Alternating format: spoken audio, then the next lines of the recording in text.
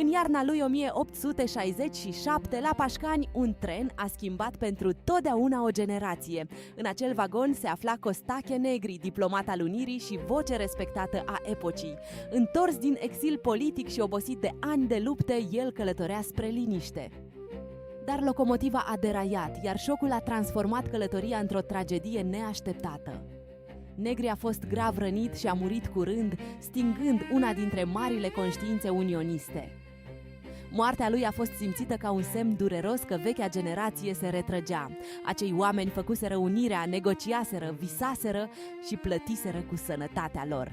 Pașcaniul din 1867 a rămas astfel o rană mică, dar profundă în memoria României.